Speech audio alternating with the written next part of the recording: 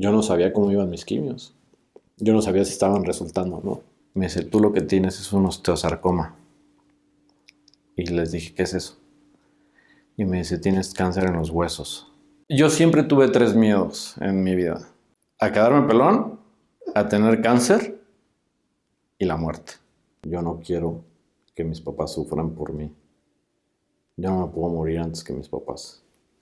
Por favor, sálvame por ellos. No me salves por mí.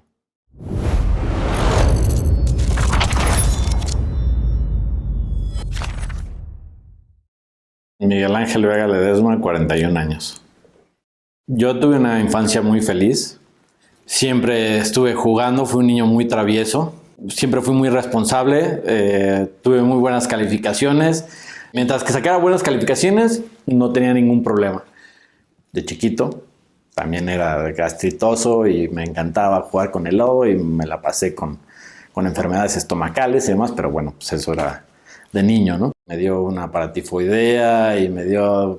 Era salmonela, era terrible de niño. De niño sí me pasó de todo, de todo. Mi mamá sufrió muchísimo conmigo. Este niño nació con un defecto que se llama migraña, ¿no? Desde los 4 años.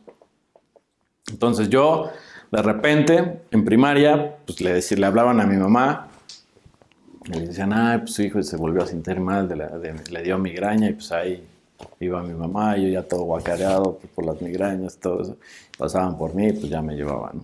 Yo salí mal de fábrica, pues por mala suerte, ¿no? Y pues uno tiene que aprender a vivir así, ¿no? Y tiene que aprender a disfrutar la vida como a uno le tocó, ¿no? Entonces, pues ya me tocó así, ¿no?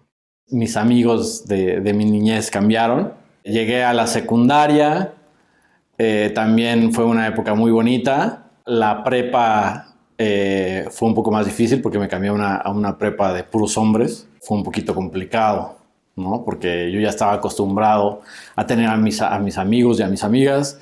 Entonces ya tener un ambiente de puros hombres era un poco difícil. ¿Por qué? Porque pues nunca me había tocado estar en un ambiente en donde ya todos tenían sus bolitas, ¿no? Yo no conocía a nadie. Todos tenían las bolitas que del Cedros, que del Simón Bolívar, del Moderno Americano, y yo estaba solo. Entonces yo decía, ¿qué tengo que hacer? La verdad, para los deportes he sido relativamente bueno. Jugué fútbol americano en mi vida. Siempre estuve con el tema de la inquietud de jugar algún deporte, pues no de alto rendimiento, pero sí a un nivel competitivo. Y yo iba en cuarto de prepa, me probé en un equipo y estuve jugando fútbol americano, pero no contaba yo de que me ponía muy nervioso en los partidos, ¿no? Antes de cada partido, yo de los nervios me empezaban a dar unas náuseas impresionantes y me iba al camión a vomitar. Ahí empezó mis temas de salud. Me creó 2 úlceras y una hernia hiatal. Entonces de repente, pues yo estaba desayunando en sexto de prepa. Me acuerdo perfecto que estaba comiendo mi huevito y una leche con chocolate. Y de repente tomo la leche con chocolate y sentí unas navajas, pero unas navajas en mi garganta y en el esófago. Y dije, ¿qué está pasando? Entonces me acuerdo que le dije a mis papás, es que siento un dolor impresionante. Me dijo, no, pues a lo mejor tienes gastritis o algo así. Y dije, bueno, está bien, ya me voy. Me acuerdo que tenía exámenes, no me acuerdo si semestrales o trimestrales, entonces nada más tenía que ir a la prepa a presentar el examen y me salía. Me acuerdo que terminé el examen y dije, voy por un refresco porque tengo sed. Y las burbujas del refresco eran otra vez unas navajas. Y dije, no puedo ni siquiera tomar refresco. Entonces dije, tengo que ir al doctor. Me hicieron una endoscopía y vieron ahí las úlceras y la hernia hiatal. Y me dijeron, aquí hay de 2 sopas. O duermes sentado para el resto de tu vida o te operamos y te hacemos se le llama una funduplicatura. Que es una funduplicatura que te envuelven así el estómago y te hacen una nueva valvulita, pues para que ya no se te regrese la comida y la bilis, ¿no? Para que no te queme eso, ¿no? Y te crea las úlceras. No, pues entonces, pues, un chavito de 16 años, dije, no, pues ya que me operen, ¿no? Mi vida fue normal, todo bien. Llegó a la universidad y la universidad te puedo decir que fue fenomenal. O sea, estudié ahí Administración y Negocios Internacionales en la UP. Creo que fue de la parte académica, digamos que desde kinder hasta la universidad para mí fue increíble. Disfrutar a mis amigos, estar con mi pareja, estar con mi familia, y era así, era un ritmo, sí, era una friega, lunes a viernes mi trabajo, fines de semana mis amigos, mi pareja y mi familia, pum, y así era un ciclo. Y entonces, estando en la universidad, en el último semestre, esto fue a los 21 años, 21, 22, de repente tenía un dolor en los testículos. Y yo dije, ¿qué me está pasando? Yo le decía a mis amigos, decía, es que tengo un dolor en el testículo. Y me decían, ¿cómo crees? Y pues obviamente, pues, ¿qué me podían decir mis amigos, no? A mis papás, pues no les decía nada. Pero pues era un dolor de leve a moderado. Y no sabía qué tenía y por pena no decía nada. Y empezó a crecer, y a crecer el dolor, y a crecer el dolor. Yo no decía nada y no decía nada. Y de repente, a mitad de una clase, el dolor ya fue tremendo. Entonces me acuerdo que le dije al profesor, me siento muy mal, ¿puedo salir de la clase? Y me dijo, sí, está bien. Entonces voy manejando a mi casa y venía sudando del dolor. Y el tráfico estaba impresionante porque eran las 7:30 de la noche. Entonces llego a mi casa como al cuarto para las 8, casi las 8. Mi mamá, yo creo que me vio blanco y me dice, ¿qué tienes? Y le digo, es que me duele la ingle. Y me dice, no, pues tómate un paracetamol y no sé qué. Sí, me metí al baño realmente para revisarme, ¿no? A tocarme, a ver si tenía algo. Digo, ¿por qué me duele tanto? Entonces me salgo y me acuesto y empiezo a llorar del dolor. Y me dice mi mamá, ¿qué tienes? Y le digo, es que me duele mucho. Y me dice, no seas payaso, ya por favor. Y en eso vomito del dolor. Y ahí fue cuando mi mamá me dice, Miguel Ángel, ¿qué te está pasando? Y le dije, llama a una ambulancia, por favor. Entonces llaman a la ambulancia y me empezó a temblar la pierna así sin control. Llaman a una ambulancia y ahí vamos al hospital, ¿no? Llegaré al hospital a las 9, no podemos hacerle nada hasta que saquemos radiografías. Yo muriéndome de dolor, un dolor. Ese es el peor dolor que he sentido en toda mi vida. Nunca había sentido ese dolor y ni lo he sentido. Entonces me hacen los estudios y demás. Todavía me dicen, pues, tómate este método de contraste. No, yo gritaba del dolor. Yo estaba ahí con el popotito chillando y ya sacan las radiografías y pues ven y sí, se veía un conducto que venía del riñón libre y el otro tapado. Tenía una piedra en el uréter y la tenía de 1 centímetro, entonces no la podía expulsar de ninguna manera. Entonces ya sale y me dicen, pues esto es cirugía y pues de volada, pues ya. Y me acuerdo que ya íbamos rumbo al quirófano y le dije al anestesiólogo, por favor, ya duérmeme, no llego a la plancha, ya duérmeme, por favor. Y sí, me pusieron anestesia antes de llegar a la plancha, el anestesiólogo me puso la mascarilla y ya me durmieron antes de llegar a la plancha. Y todavía recuerdo que despierto, ya en mi cuarto, y con una sonda, ¿no? Yo dije, a toda madre, ya no siento dolor, está todo bien. Y de repente, pero veo una sonda, una manguera como este pelo, que me pasaba por aquí. Y dije, ¿qué onda? Y veo ahí una bolsita llena de sangre. Y yo dije, pues, ¿qué es esto, no? Y veo, me alzo la batita y dije, no le hagas. Pues sí, estaba conectada. Pues sí, estaba conectada hacia mi pilín, ¿no? Yo dije, pues, cómo lo metieron ahí, ¿no? Primero que nada, ¿no? Y qué bueno que me durmieron pues antes de llegar a la plancha, ¿no? Bendito Dios, ¿no?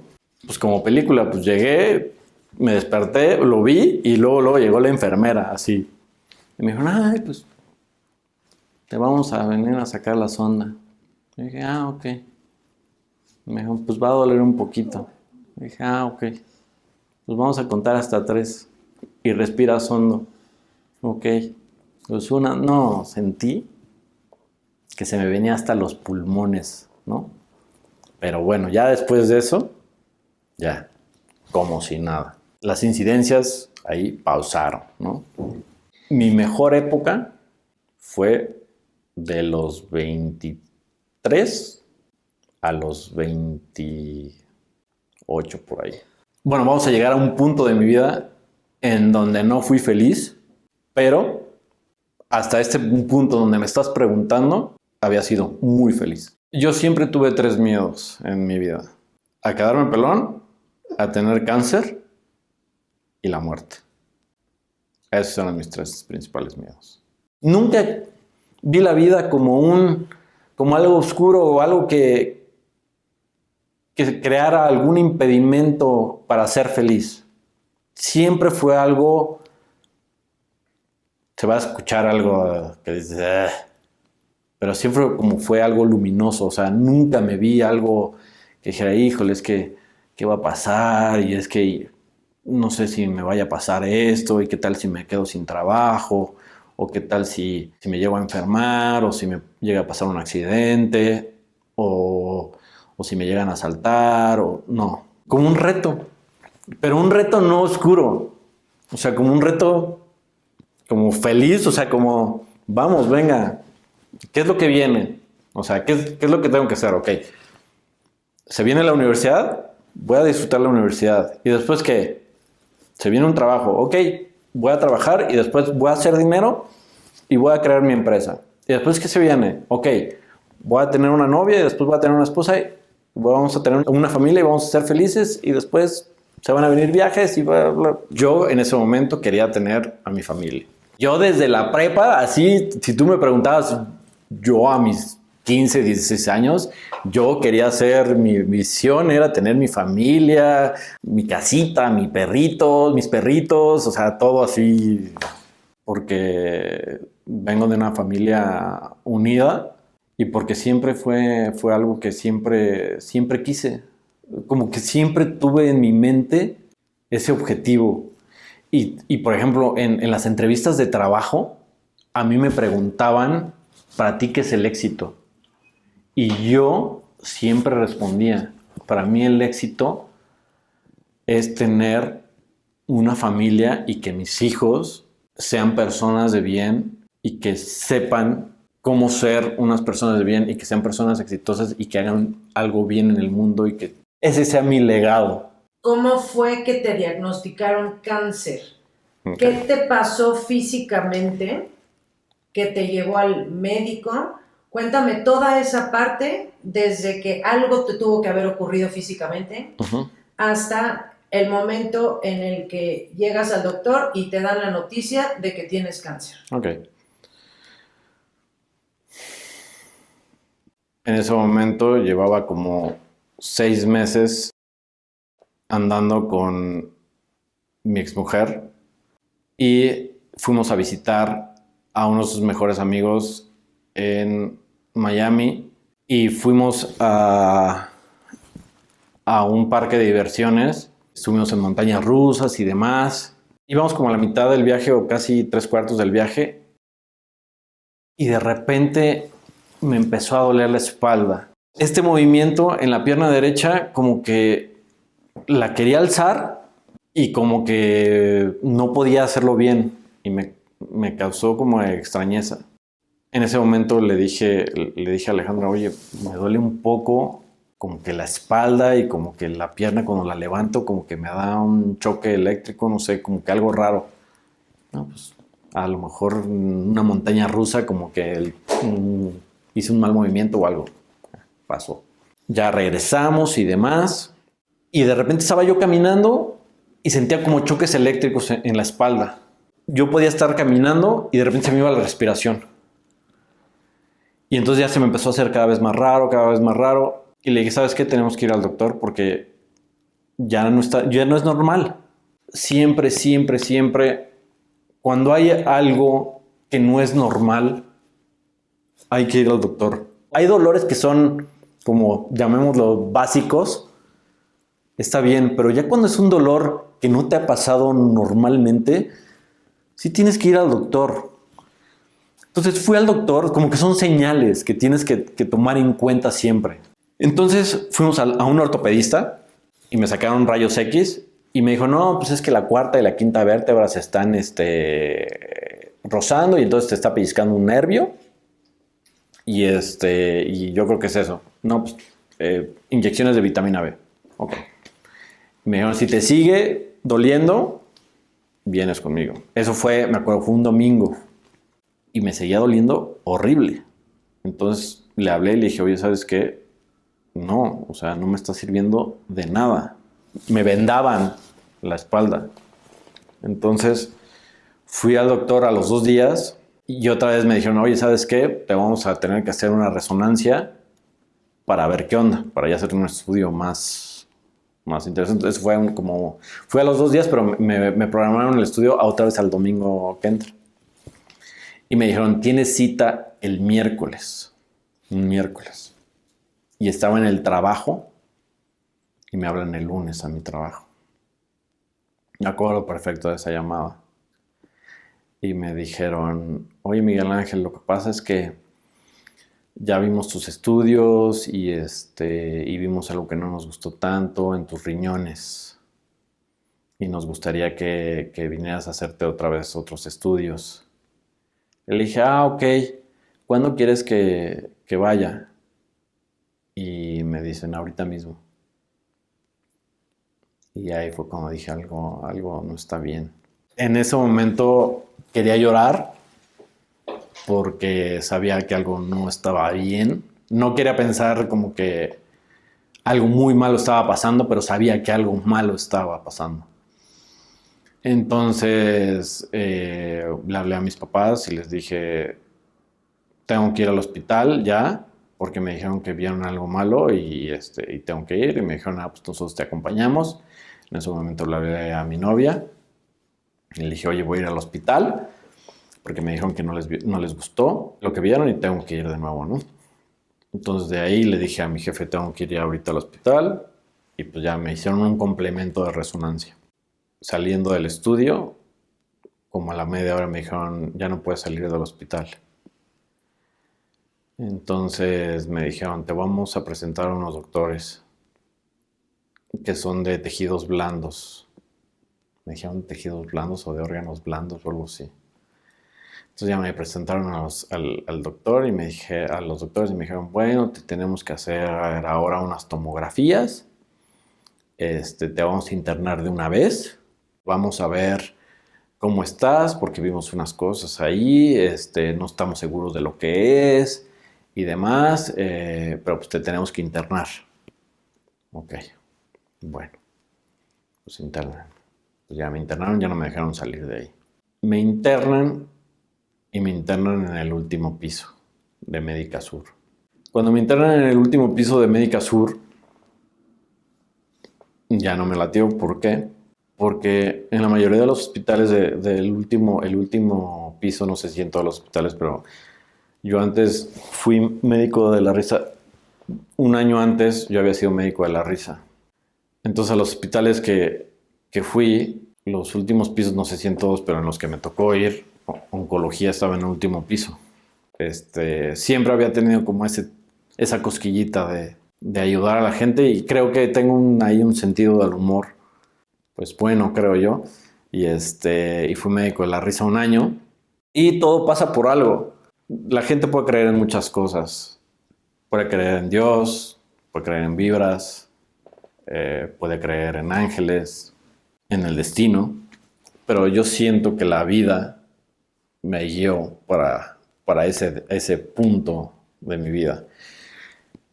Y entonces, cuando yo fui médico de la risa, yo siento que todo lo que me enseñó fue para llegar a ese punto a donde llegué, que fue que me diera cáncer y como que prepararme para ese punto. Cuando llego al octavo piso, sí era el octavo piso, dije, no saben qué es lo que tengo, pero creo que temen que la cosa está medio gacha, ¿no? Entonces, pero yo dije, vamos a ser positivos, ¿no? No saben qué es lo que tengo, sospechan que puede ser, pero seamos positivos. Me hacen la tomografía y para esto me decían, oye, ¿te has golpeado últimamente? ¿Has hecho deportes de contacto? Y yo les decía, no, pues es que jugué fútbol americano, pero cuando estaba chico, me tocaban. Te estoy diciendo que cada 2 horas entraban doctores diferentes a hacerme preguntas. Entonces para mí empezaba a ser molesto, porque entonces era como que, pues, ¿qué onda, no? Fue la tomografía, es como un escáner, como que más grande, ¿no? Como que te parten, te escanean, digamos, como que en capas más grandes. Y el PET-CT es como que en laminitas más finas para ver más cañón tu cuerpo. Y a los 3 días me hacen un PET-CT. Me dicen, ¿sabes qué? Te vamos a hacer un PET-CT. Obviamente platicando después con mi oncóloga, me decían, nosotros desde el complemento de la resonancia ya sabíamos que tenías cáncer, pero no sabíamos en dónde estaba. Pues bueno, ya me hacen el PET-CT. Me dicen, ¿sabes qué? Pues no sabemos lo que tienes, pero te está creciendo. Entonces, no hay necesidad de hacerte una biopsia. Te vamos a operar y vamos a... Lo que tengas ahí adentro, lo vamos a sacar. Ok. Yo todavía estúpidamente le digo al cirujano, oiga, doctor, y como de qué tamaño va a ser la herida. Y me dice, pues como de este tamaño. Pero si no nos gusta lo que vemos, pues va a ser más grande. Ok. Le dicen a mis papás, la operación va a ser como de 1 hora y media. Pues al final fue como de 4. Total, me operan un 22 de diciembre del 2009. Me operan, salgo de la operación. Lo primero que hago después de la operación de despertarme, yo estúpidamente, es verme la herida, ¿no? Para ver cómo estuvo el trancazo, ¿no? Y me veo una herida de aquí hasta acá, como de unos 20 centímetros. Pero yo todavía estúpidamente dije, la herida, ¿no? No, todavía no pensé así pues vieron algo que no le gustó, o sea, fue pues ya me desgraciaron el abdomen, ¿no? Si de por sí ya tenía las heridas de la funduplicatura, ahora ya va a aparecer pandillero, ¿no? A las 2 horas aparece mi doctor y me dice, a ver, dobla la rodilla. Y doblo la rodilla. Y me dice, perfecto, ya salvaste la pierna. Y yo, ¿cómo? Y mi mamá se me queda viendo y me dice, ¿cómo? Me cortaron 3/4 partes del músculo psoas. Mi pierna izquierda pudo haber quedado inmóvil y se regeneró el músculo al 100%. El día 24 de diciembre me dicen, oye, ¿sabes qué? En la mañana me dicen, oye, ¿sabes qué? Está muy feo que te quedes en Navidad aquí. Mejor vete el 24 para que estés Navidad en tu casa y el 30 de diciembre nos vemos aquí en el hospital. Va, para quitarte las grapas y darte los resultados. Va. Entonces ahí voy el 30 de diciembre con mis resultados y que me quiten las grapas. Entonces ahí voy, todo feliz. Yo todavía feliz de que no pasó aquí no pasó nada. Es que yo vivía en mi mundo de caramelo, dije, o sea, si había algo malo me lo quitaron y se acabó. Yo me sentía bien. Digo, obviamente madreado de la operación, pero me sentía bien. Voy al consultorio y todo. Y primero entra el cirujano y me dice, bueno, vamos a esperar al doctor Sosa que te dé los resultados. Y yo, ok. Entonces llega el doctor Sosa y lo primero que me dicen los dos, ¿tienes seguro médico? Y le dije, sí. Y me dice, ¿estás trabajando actualmente? Y les dije, sí. Y me dicen, vas a tener que dejar de trabajar. Y les dije, ¿por qué? Me dice, tú lo que tienes es un osteosarcoma. Y les dije, ¿qué es eso? Y me dice, tienes cáncer en los huesos. Y les dije, ok. y en eso me levanté y lo primero que hice es tratar de vomitar en el lavabo del consultorio de la impresión. No vomité nada más que baba y el doctor me dijo, no, tranquilo. Y mi papá le dijo, no, déjelo. Y yo intentaba vomitar y no podía. Para mí fue una impresión bárbara, ¿no? Solamente el primer día me pregunté por qué yo. Después ya no me pregunté por qué yo. ¿Por qué? Porque yo vi a niños con cáncer de 4 años y con 3 años. O bebitos. ¿Qué maldad pueden tener esos niños? Nada. ¿Por qué les dio a ellos? ¿Por qué me dio a mí? Entonces, de ahí fue la primera y la última vez que me pregunté por qué a mí. Entonces, de ahí en adelante dije, ok, ya me dio a mí, ahora voy para adelante. Ya no hay vuelta para atrás.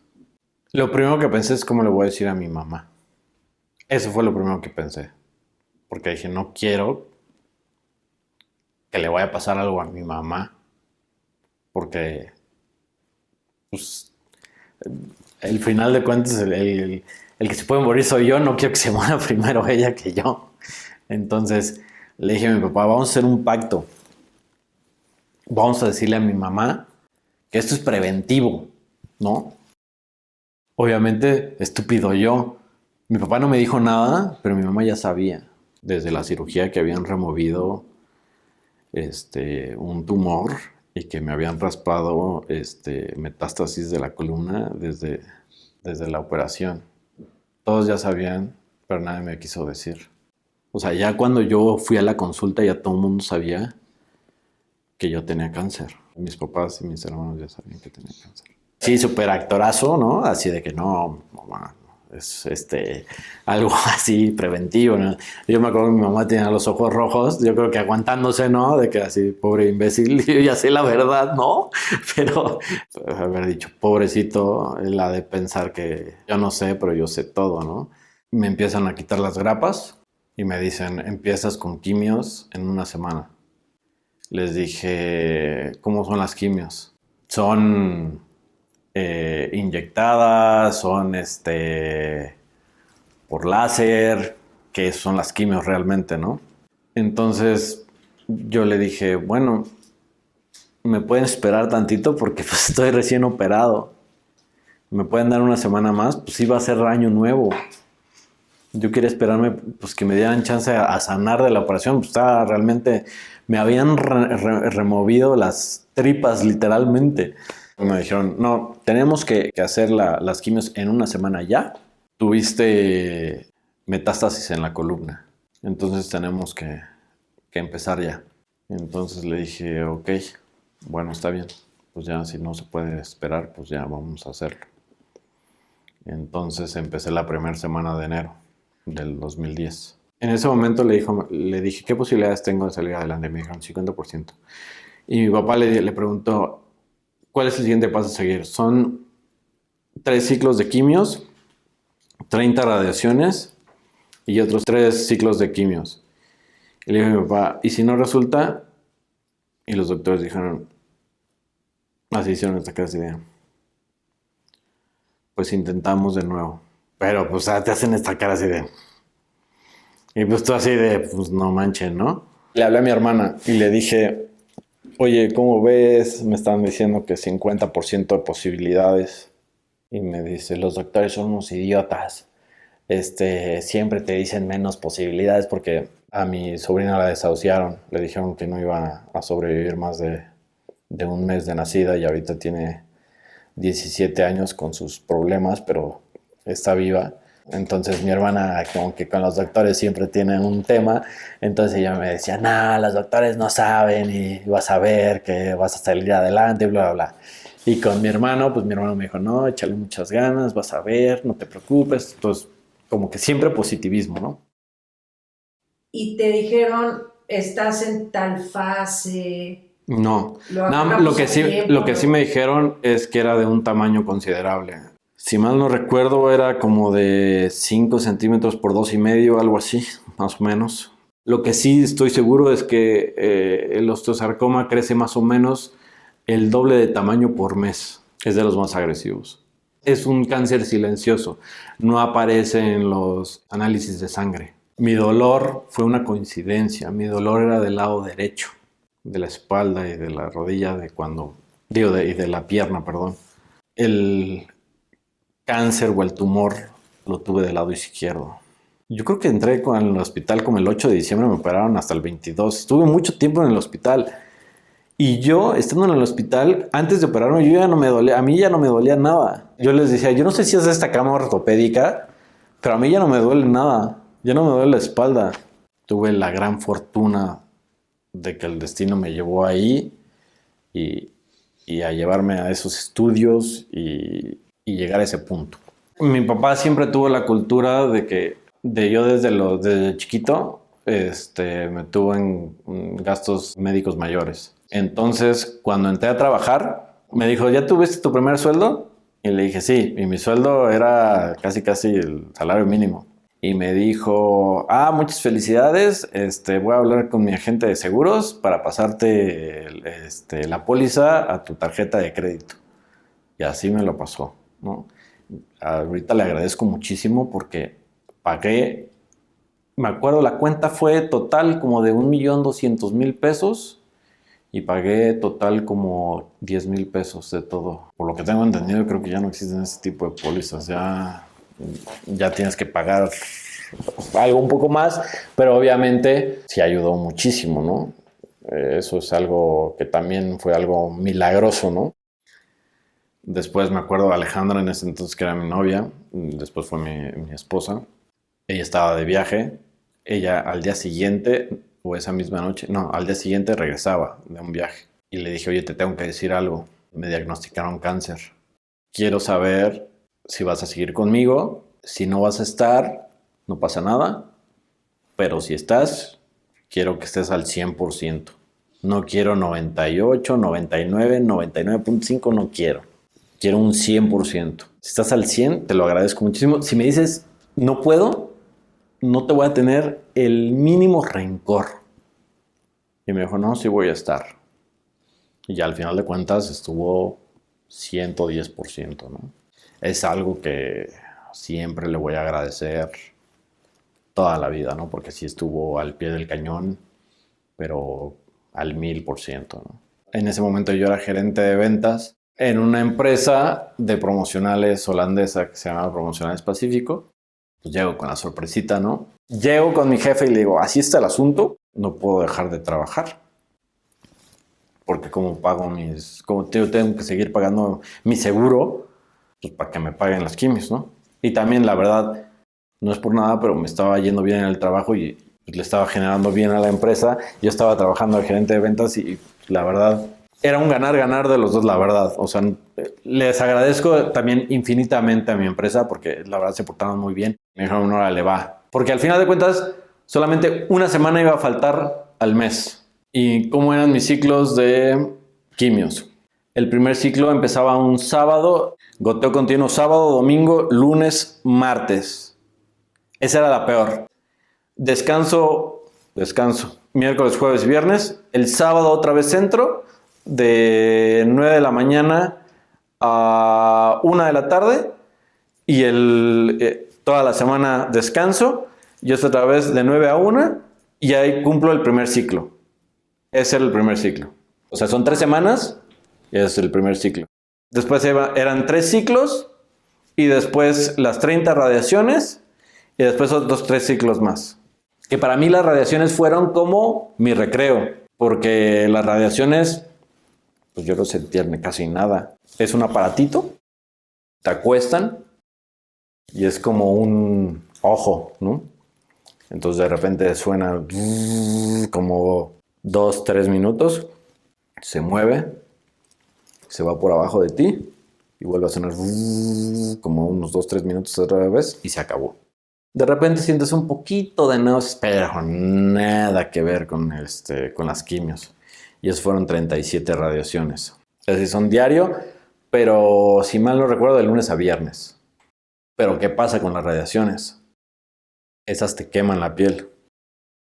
Entonces tenía que ponerme una crema especial para que no te quemara la piel, como un tipo bloqueador. Es decir, te la tienes que poner después, porque si te empieza a enrojecer la piel y te empieza a arder, ¿no? De hecho, pues a mí es como si me hubieran hecho una depilación láser. Ahí ya no me sale bellito, pero ni por obra y gracia del Señor. Para acabarla de molar, me dan la noticia de que se muere mi oncólogo. Le dio un derrame cerebral el doctor Sosa, que era una eminencia en oncología, y la doctora Gaby Alvarado toma mi caso y ella es la que me saca adelante. En ese momento, cuando me lo dicen, sí me espanté un poco, pero nunca dejé de confiar en la doctora Gaby. Mi fe no decayó, digamos, en los doctores, ¿no? Eso fue también como que importante. Obviamente sí me dio mucha tristeza porque me llevaba muy bien con el doctor Sosa, ¿no? Me dijeron, oye, Miguel Ángel, es intravenoso.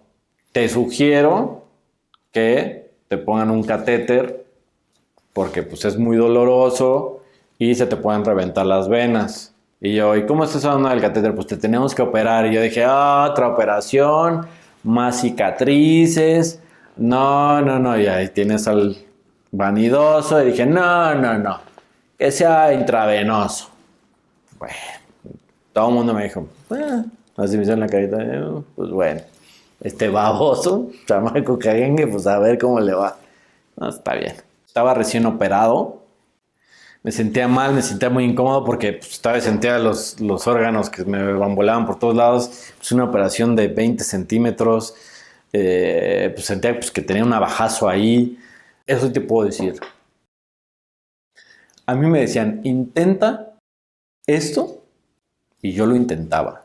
No me importaba si era alópata, medicina homeópata, si era naturista, lo que fuera. O sea, mi hermana me dice, no, a mí me dijeron que en Guanajuato estaba el alacrán azul y que ahí están los antídotos, que no sé qué, que no sé cuánto te voy a llevar.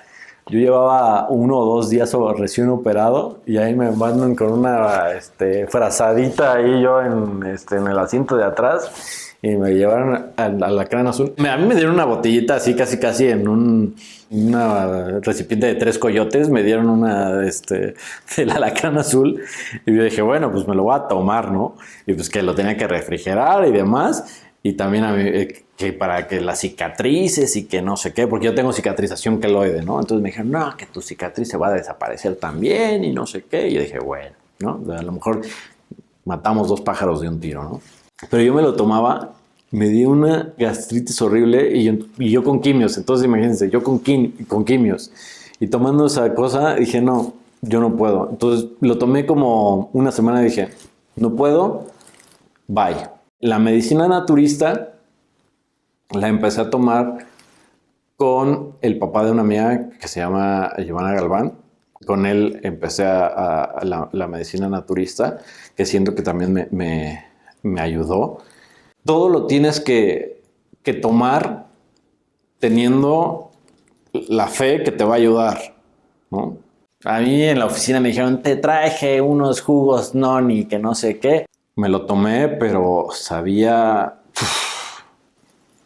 Y luego, algo que pasa con las quimios es que los olores se vuelven más intensos, al menos a mí. Entonces a mí el olor, híjole, no podía ya. Entonces también lo dejé. Entonces cosas que sí podía tomar, lo seguía. Pero cosas que ya de plano no podía, los dejaba. Para colmo fui alérgico a una quimio. Entonces, la quimio eran 3. Eran las peores 3 quimios que existen. Ahorita recuerdo el nombre de cisplatino, cifosfamida creo que era la otra. Y ya me faltaba una. Era una trilogía horripilante de quimios. Y goteo continuo hasta el martes. Entonces esa me fulminaba. Era algo espantoso. Por lo general, mi mamá se quedaba conmigo en las quimios largas que son las del sábado a martes, mi mamá se quedaba conmigo. Y en las quimios cortas, que eran del sábado de 9 a 1, se quedaba mi papá conmigo. Para mí era vital contarlo. ¿Para qué guardármelo? Entre más buenas vibras tengas y más apoyo tengas, mucho mejor. Eso sí, es bastante baboso que de repente te dicen, ay, ¿qué crees? Es que a mi abuelita también le dio cáncer y ya falleció, que no sé. Ese tipo de comentarios, de verdad, si tú conoces a alguien que tiene cáncer y a alguien conocido tuyo falleció o le pasó algo malo, evítate ese tipo de comentarios. La verdad es algo tonto. Si tienes comentarios buenos, hazlos. Si no tienes comentarios buenos, mejor no los hagas. Porque tú cuando estás en tratamiento, cambia tu físico. Lo que más me impactaba en el tratamiento, yo hubo un momento en donde me veía al espejo y decía, ¿a quién estoy viendo? Yo en ese momento pues, hacía mucho ejercicio y toda mi vida había hecho mucho ejercicio y me veía amarillo, sin pelo, sin cejas, chichón, gordo. Pues no gordo, pero pues con toda la cortisona y todo, pues parecía que tenía una botarga, ¿no? Entonces me veía y decía, ¿a quién estoy viendo? Entonces cuéntanos ya a profundidad de tus tratamientos, o sea, cómo es una sala de quimioterapia, porque todas las hemos visto en películas, pero... Te quedas solo y entonces llegan, te preparan tus medicamentos y te conectan. Te van a decir que vas a sentir un malestar y que puedes sentir un poco de náuseas y demás. Los doctores siempre te van a decir qué es lo que vas a sentir. Nadie te va a decir qué es lo que vas a sentir más que alguien que ya lo sintió. Empiezas a sentir tu cuerpo caliente, sientes cómo la quimio pasa por tus venas, sientes cómo baja y de repente sientes si el alimento subiera hasta la garganta y ahí se queda. Desde los primeros 20 segundos, no sé si a todo el mundo le pasa, a mí me pasó así y así me pasó los 6 ciclos. Eso fue de primera instancia. Después, ¿qué es lo que pasa? Se te quita el apetito. Yo nunca he sufrido en mi vida de estreñimiento y me dio un estreñimiento espantoso. Si me dices mayormente cómo te sientes, así digamos el malestar promedio, es como si estuvieras crudo todo el tiempo. Te voy a decir algo. Yo tenía una técnica con mi mamá, porque obviamente la peor quimio es la del sábado al martes, porque es un goteo continuo. Entonces, se está recibiendo madrazos todos los días. Entonces, llegaba un punto en donde yo ya no podía más.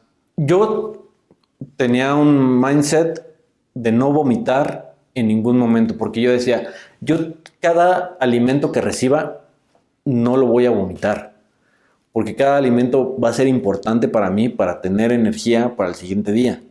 Entonces yo no puedo vomitar.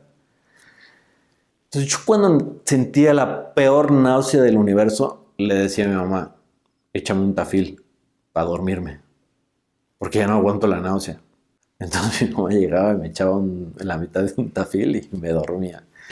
Entonces ya me despertaba y me sentía un poquito mejor y ya.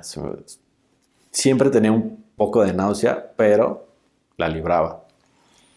Otra de las técnicas que yo tenía es que cuando me daba hambre, pues de repente se me antojaba una torta de tamal, ¿no? Y le decía a mi papá, oye, pa, ¿me puedes traer una torta de tamal? Y afuera de Médica Sur había un puestito de tamales y de repente pues, de ahí bajaba mi papá y me traía una torta de tamal, ¿no? O de repente pedíamos un sushi. Y te voy a decir algo, los doctores decían,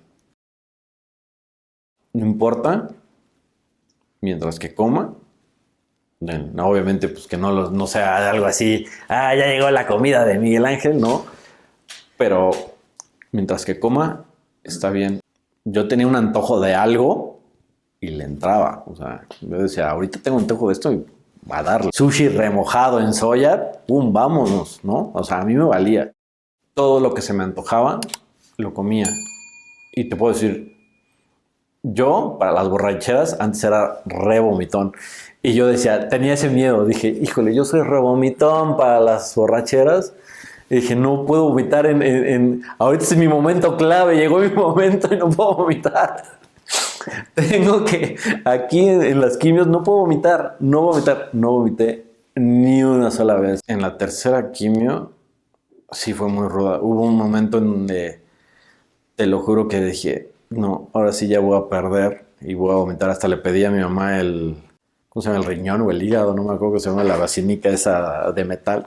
Le dije, pásenla que ahora sí voy a vomitar. Entonces ahí estaba con la baba así, y con mi carita ahí llorando. Le dije, no, pásame el tafil completo. No me podía dormir. Pensé, Arcángel San Rafael, por favor, no puedo más. Duérmeme, por favor. Alguien que me duerma, ya, por favor. No aguanto más. Y ya, me dormí. Vi unas sombras verdes y me dormí. Y desperté como si nada. De los primeros 3 ciclos la pasé muy mal. ¿Por qué? El primer ciclo, porque estaba recién operado. El segundo ciclo, ¿por qué? Porque pues, el machito quería sus quimios intravenosos. Pero el segundo ciclo se me reventaron las venas. Entonces se me reventaron las venas y las quimios se me pasaron a los músculos. Entonces pues, sentía un soplete en los músculos. Entonces a mí no me podían tocar los antebrazos porque sentía que se me estaban quemando. Entonces yo dije, no, ya pónganme el catéter. Y pues, sí, todo chillón. Dije, pues ya pónganme. Entonces, ¿qué pasó? Me operaron ya para el tercer ciclo. El tercer ciclo estaba recién operado. Estaba todo turulato de la operación del cuello, porque ya me pusieron el catéter. Entonces los primeros 3 ciclos fueron para mí una reverenda pesadilla. También, ¿por qué? Porque los primeros ciclos los doctores te están midiendo los medicamentos para la náusea. Entonces cada persona es diferente. O sea, todos los demás medicamentos eran como controlados del hospital, digamos. Otra de las cosas que me inyectaba, se llamaba el factor de transferencia. Que no sé si todavía lo hace el Politécnico Nacional, pero en ese momento solamente lo hacía el Politécnico Nacional y solamente lo hacían por receta médica. Es intramuscular. Dolía horrible el brazo. Pero siento que era de una de las cosas que me ayudaban a que las quimios no me afectaran tanto. Y otra de las cosas que me acuerdo perfecto, que esas sí me las daban en el hospital, se llamaba el Neupugen, que también era para aumentar las defensas, y esas me las inyectaban en el abdomen. Esas también dolían, pero dolían menos.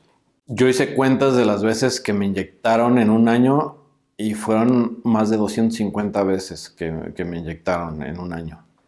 Entonces, para mí, las inyecciones me dan ya igual, ¿no? Yo siento que salí adelante por 4 cosas.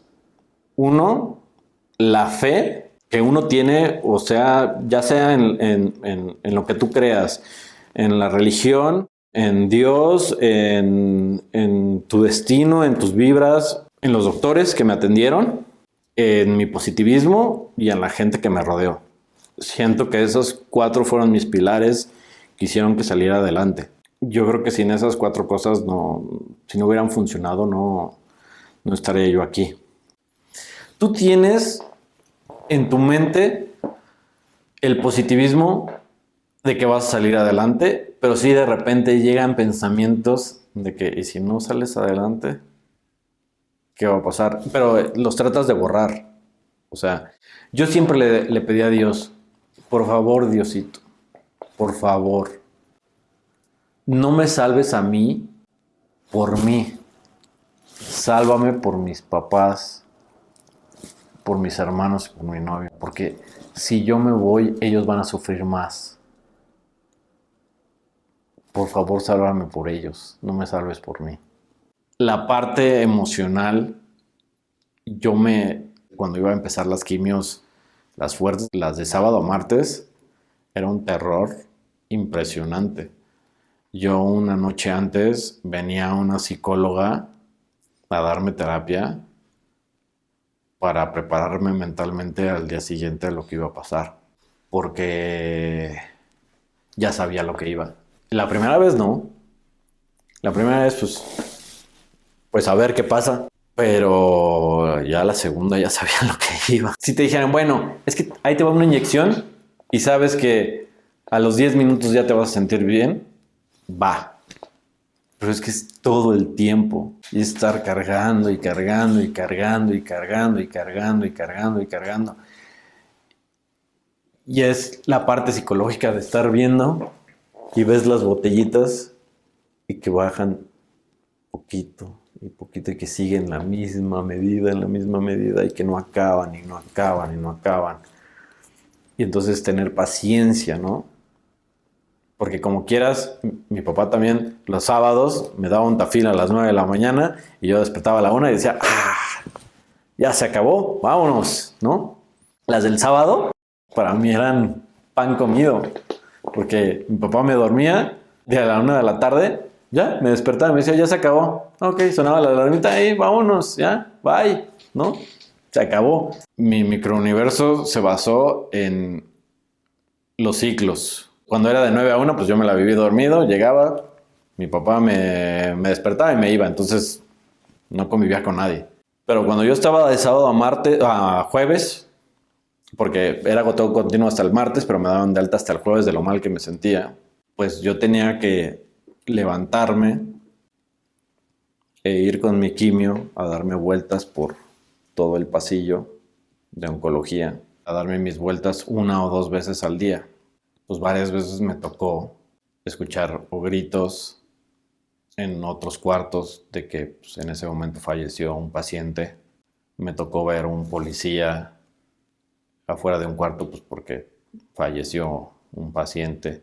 Si me dices cómo te sientes al ver eso, siempre me han preguntado y es como, supongo que así sienten los soldados cuando estás en una guerra, que ves los balazos al lado de ti que no sabes cuándo la bala te va a tocar a ti, ¿no? Yo no sabía cómo iban mis quimios. Yo no sabía si estaban resultando o no. Uno habla de la parte del malestar físico, pero la parte emocional es la parte de lidiar con la muerte de las demás personas. Yo siempre fui positivo y siempre dije, voy a salir adelante, voy a salir adelante. Siempre decía, yo no estoy enfermo, esto es preventivo, esto es preventivo, esto es preventivo, pero de repente venía un pensamiento ahí que pasaba por mi mente que decía, pues en una de esas te puedes morir, pero lo borraba de mi mente lo más rápido posible. Yo hacía mi vida lo más normal posible. Hice mi vida hasta donde mis limitaciones físicas pudieron. Por ejemplo, yo recuerdo en la boda de mi hermano, yo estaba en radiaciones. Para mí las radiaciones era como si estuviera yo en mi spring break. Entonces me volvió a salir cabello, entonces yo tenía una matota, no hombre, yo estaba pero en mi mejor momento. Y me acuerdo que pues era la mitad de la boda y hacen la víbora de la mar. Entonces nadie se para la víbora de la mar. Y entonces volteo a ver a mi primo y digo, pues vamos. Me dice, va. Y que se me ocurre ponerme yo enfrente de la víbora de la mar. Y pues yo jalando a 20 pelados, obviamente fui mi acabose de la boda. Acabé y era como si yo hubiera hecho un Ironman en ese momento. En ese momento me senté en la mesa, me sentí rendido y le dije a Alejandro, ¿sabes qué? Ya es momento de irnos, me siento fatal. Fatal, no mal, no me sentía mareado ni con náuseas, pero me sentía cansadísimo. Y le dije, ya vámonos. Y pues ya me fui. Nadie me trató nunca de que, ay, pobrecito, tiene cáncer o algo así. Pero sí te voy a decir algo. Me acuerdo perfectamente en un momento, yo iba en Palmas y Periférico y sin querer me iba a pasar un alto. Iba pasando otro coche y me acuerdo que me grita un cuate, ¿qué no te fijas, pinche pelón? Y me le quedo viendo, me dieron ganas de gritarle, pues estoy pelón porque tengo cáncer, pero no por mi propio gusto o no sé qué decirle. No sé, algo que me afectaba mucho es que se me quedaran viendo la gente. Porque se nota cuando alguien tiene cáncer, se nota cuando lo ves. A una gente que no tiene piernas, a una gente que tiene algún defecto físico. Yo creo que la inclusión a ese tipo de personas cuando estamos pasando por ese momento, lo mejor es o que lo veas como cualquier otra persona o que ni siquiera lo veas, que no lo voltees a ver. Porque cuando te le quedas viendo de esa forma, o por lástima o por, no sé, lo hace sentir de manera incómoda. Porque en ese momento lo que menos quieres es o que te tengan lástima o que te hagan sentir diferente. Tú lo que quieres hacer es seguir tu vida normal, porque lo que menos quieres es hacerte sentir enfermo. Tú lo que quieres es sentirte bien y que tu vida siga normal, porque tú lo que quieres es salir adelante, ¿no? Y cualquier persona, te falte un brazo, no tengas un seno, no tengas lo que tengas, cualquier impedimento físico, yo creo que lo que más necesitamos es que la gente tenga empatía y tenga inclusión ante cualquier persona. Y yo creo que en ese sentido sí yo pediría indiferencia. Que te tenga indiferencia al verte en la calle y si no tienes cejas, no tienes pelo, estás amarillo, porque yo me veía de otro color. Yo sí me veía de otro color. Yo me veo en fotos y me veía de otro color. Que te vean, pues ya, pues sí estoy pasando por un tratamiento, pues ya, X, no me veas, ¿no? Si me van a ver, es para que me digan, venga, vamos, fuerza. Si no puedes dejar de verme, échame porras. Sonríeme. Échame una sonrisa. El cáncer es una enfermedad que no solamente afecta al paciente, afecta a la familia y a todo el mundo. Todo el mundo sabía que si yo no veía fortaleza en ellos, me iba a afectar a mí. Pero si yo en un momento me sentaba con mi familia y les decía cómo se sienten, iba a ser un mar de lágrimas entre todos. Yo sabía que ellos lo estaban pasando mal. Tras bambalinas sabía que ellos atrás iban a llorar cuando no me veían. Pero cuando estábamos juntos teníamos que reírnos. En ese entonces, si mal no recuerdo, era la Copa Confederaciones o era un Mundial de Clubes, no me acuerdo, uno de las dos. En el hospital se armó una pachanga. Mis papás metieron tequila en el cuarto y tratábamos de hacer cada momento, tratábamos de hacer algo feliz. Porque teníamos que ser todos positivos. Cuando estábamos juntos tenía que ser algo positivo. No podíamos enfrascarnos en temas oscuros porque si no nos iba a llevar la fregada a todos. A todos. Me acuerdo mi hermano un día me dice, no, yo voy a ayunar contigo, pues como sacrificio, ¿no? Y sí. Y el güey se estaba guacareando ya peor que yo porque no había ayunado. Le digo, pues es que no, ya no ayunes, mejor desayuna para que te sientas bien y mejor todos los dos vamos a estar bien. Y obviamente se lo agradecí muchísimo y todo. Pero al final de cuentas yo quería verlos bien a ellos. O sea, mi mamá siempre estuvo entera. O sea, la verdad, mi papá también estuvo entero. Todo el mundo estábamos de buen humor. Obviamente si me veían fregadísimo, pues no, ellos no se iban a estar riendo, ¿no? Encontrábamos el momento para estar de buen humor. Y los amigos que me fueron a visitar en el hospital, siempre estábamos riéndonos en el hospital. Obviamente había momentos en donde pues, mi mamá les decía, pues, está dormido o se siente muy mal, mejor vengan a visitar al ratito, ¿no? Pero cuando iban, era una pachanga impresionante y eran gasolina pura para mí. O cuando estaba entre quimios que fueron a mi casa, para mí eso fue imprescindible. O sea, un amigo se rapó conmigo, que siempre se lo voy a agradecer a Alejandro de los Ríos. Yo tenía miedo, como se los dije, a quedarme pelón. Y a él le dio cáncer también. También fue sobreviviente de cáncer. Dejamos de tener contacto un tiempo y le comenté que me habían diagnosticado. Y él, sin dudarlo, me dijo, ¿sabes qué? No te preocupes, voy a llevar mi máquina para rasurar y vamos a rasurarnos juntos. Se quedó sin pila a la mitad de mi rasurada y me quedé a la mitad de la pelada sin pila.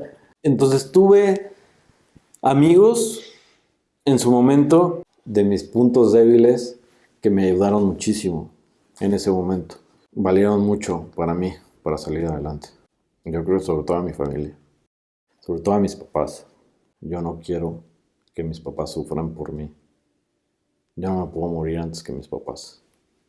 Siempre pensé en eso. Siempre me aferré. Y a lo que les decía al principio todavía tengo muchas cosas por vivir. Me quiero casar, quiero tener hijos, quiero formar una familia. Todavía me faltan muchas cosas por vivir. No me puedo morir. Todavía estoy muy chavo para pasar esto. Terminé en septiembre y me dicen que en octubre me hacen un PET-CT una semana antes de mi cumpleaños y ahí me dan los resultados. Y me dan los resultados y ahí me dicen que ya no tengo ninguna célula cancerígena y que empiezo mi etapa de remisión. Sentí como si Dios, la vida, el destino me diera una segunda oportunidad. Me acuerdo que cuando me dicen eso, es como si me hubieran quitado una mochila de 50,000 kilos de los hombros. Salí del hospital y me acuerdo que vi el cielo azul así impresionante. Vi el cielo de una forma que nunca había visto. Y me acuerdo que estaba súper feliz. Y la siguiente semana fue mi cumpleaños y me puse la peor peda de toda mi vida. Me acuerdo como una hora de mi cumpleaños. Me acuerdo que al día siguiente me dolió el cuello horrible de mi cumpleaños y yo no sabía por qué me dolía tanto el cuello. Se los juro que era un dolor impresionante. Y dije, ¿ahora qué me está pasando, no? Tengo un dolor impresionante, ¿ahora qué me va a pasar? Pues no, pues fuera porque estaba colgado del water, así, de que estuve 2 horas en el water así colgado, pero pues bueno, pues estaba justificado, pues estaba completamente feliz. Una pues, pena justificada. Exactamente, ¿no? ¿Con quién estabas cuando te dieron la noticia de que ya estabas libre de cáncer? Solo. ¿Solo? Sí. No quería que nadie estuviera porque... Por si eran malas noticias. Exactamente. No me acuerdo ni cuando le hablé a mi novia, no recuerdo ni cuando le hablé a mis hermanos. Me acuerdo después que sí les hablé. Les hablé primero a mis papás. Yo creo que estaba tan emocionado y tan incrédulo de lo que estaba pasando que no recuerdo bien ese momento. Me hizo completamente feliz la unión de tanta gente que pidió por mí. O sea, en el trabajo de mi papá, todo el mundo sabía de mi existencia y se unió en cadenas de oración por mí. Las amigas de mi mamá también se unieron para rezar por mí. Yo siento que toda esa parte me ayudó mucho.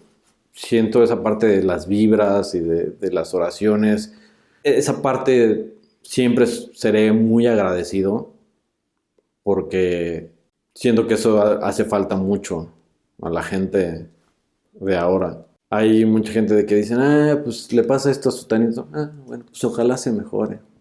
Pero que realmente sientan, que realmente pidan o que realmente vibren por el bienestar de la persona de enfrente o de la persona que realmente está sufriendo por algo. Creo que eso poco a poco ya no hay. Y en ese momento, por mí, la gente sintió mucho y la gente pidió mucho por mí y realmente se lo agradezco. Y de lo que más me entristeció, yo creo que la gente que no pudieron salir adelante por culpa del cáncer. Muchas veces me he puesto a pensar por qué Dios me salvó a mí y por qué no salvó a las otras personas. Si las otras personas también eran buenas.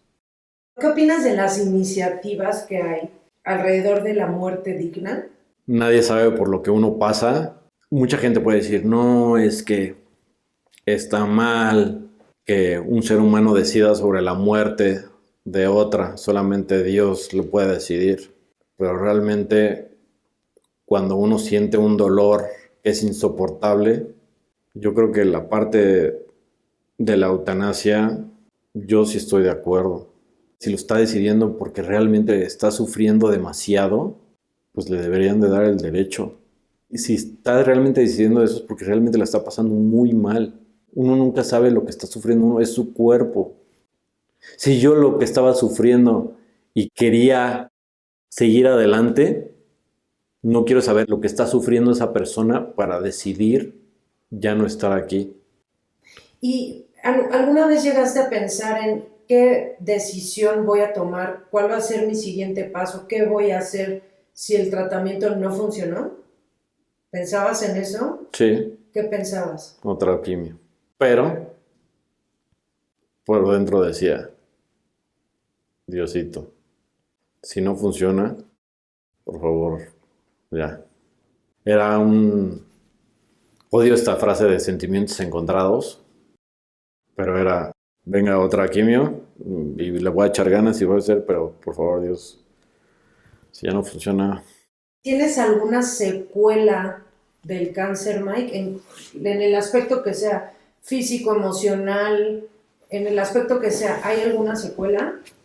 Sí, esterilidad en cuestión física y emocional, un divorcio.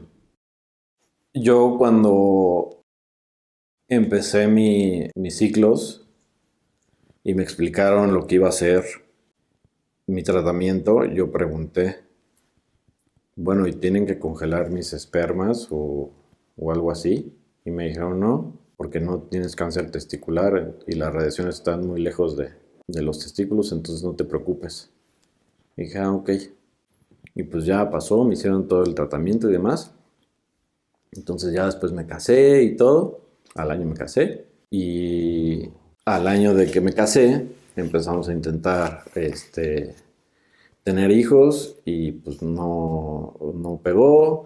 Entonces yo dije, bueno, si a mí me dijeron que yo estaba bien, pues de seguro el problema es de mi ex esposa.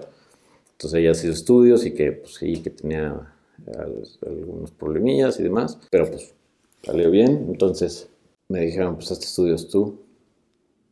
Y pues sí, salió que yo tenía los problemas. Entonces dije, pues, ¿por qué no? O sea, si yo pregunté antes que si iba a tener problemas, me dijeron, no, pues es que las quimios que te dieron y las radiaciones fueron súper agresivas. Entonces, pues hablando con mi oncóloga, le dije, oye, pues, ¿qué onda, no? Pues me dijeron que no había problemas y me dijeron, pues, te salvamos la vida, ¿no? Al final de esto, pues el genetista me dijo, lo que único que podemos hacer es hacerte una biopsia testicular, pero muchos hombres no lo quieren hacer porque pues es un método invasivo y yo le dije, pues yo sí lo quiero hacer porque pues siempre, toda mi vida, ha sido mi sueño, ¿no? Tener hijos. Lo hice y pues no funcionó, ¿no? Entonces de ahí, pues obviamente se vienen problemas de pareja, por obvias razones, porque pues eran el sueño que siempre se tenía y terminamos en un divorcio, ¿no? Yo terminé con depresión, en una tristeza brutal, ¿no?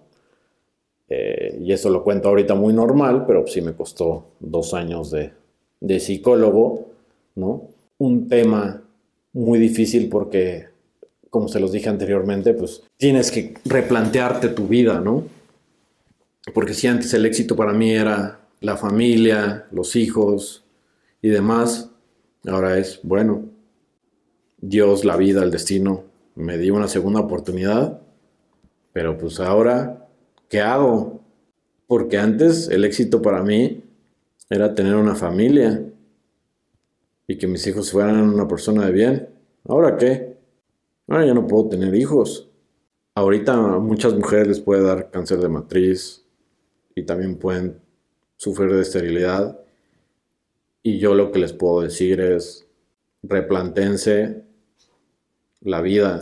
Yo ahorita puedo decir que soy feliz y que busqué mi nueva misión de vida, tratar de ayudar a la mayor gente posible. Te voy a decir algo, sí disfruto varias cosas de manera diferente. Cosas tan simples como la lluvia, como el atardecer, como una buena comida, como muchas cosas tan simples, las disfruto más después del cáncer. Eso sí lo disfruto más. Un día que no me duele la cabeza, que no me duele la panza, lo agradezco muchísimo. Eso es lo que cambió para mí después del cáncer. También agradezco tener mi familia, mis amigos. O sea, creo que la gente no se da cuenta de lo que tiene hasta que pasa por algo malo. Pero la gente debe de agradecer lo que tiene. Una persona que tiene salud debe de ser súper agradecida. Que tiene a su familia completa debe ser súper agradecida. Que tiene techo, comida, debe ser súper agradecida. Esos son realmente los millonarios de hoy en día. La gente rica realmente es esa. Eso es lo que valoro ahorita. Pues al final de cuentas le sigo teniendo miedo a la muerte, ¿eh? O sea, sigo teniendo sueños y sigo teniendo muchas cosas por vivir. Y digo, sigues cumpliendo cosas, sigues cumpliendo metas, pero pues al final de cuentas quieres seguir viviendo muchas cosas, ¿no? Entonces esa parte no ha cambiado.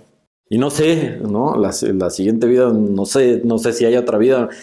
Yo creo, mi punto de vista, que te vas al cielo y a lo mejor sí reencarnas, no sé. Yo quiero creer que pues a lo mejor sí reencarnas, no sé. Mientras no lo quiero averiguar, ¿no? Yo quiero vivir mi vida aquí, quiero ser feliz aquí y quiero vivir muchos años. Y sí, si me dices, ¿le tienes miedo a la muerte? Sí, le sigo teniendo miedo a la muerte y yo quiero seguir viviendo muchos años, ¿no? ¿Vives con miedo a que el cáncer regrese? Eso lo intento bloquear todos los días de mi vida. Cuando veo un programa que dice, ay, es que me regresó, o cuando veo un TikTok de una persona que sale y que me dice, me regresó el cáncer, le cambio luego. Trato de no pensar en eso. Vivir con miedo, yo creo que el miedo es lo peor con lo peor que puedes vivir. Vivir con miedo no es vivir. Me hago mis check-ups básicos cada año. Al tercer año, no me acuerdo si el segundo o tercer año, me tuvieron que hacer un doble chequeo. En el hígado salió algo y me dijeron que me tenían que hacer otro complemento de resonancia. Y me hice popó en los calzones. Y salió que en el complemento de resonancia salió que mi hígado en las dos paredes tuvo actividad al mismo tiempo. Entonces salió fosforescente en los dos lados y por eso se veía que había algo raro, pero fue una coincidencia, entonces no tenía nada. Pero pues, sí me dio un muy buen susto, ¿no? ¿Qué le dirías a la gente que nunca ha estado cerca de un paciente de cáncer?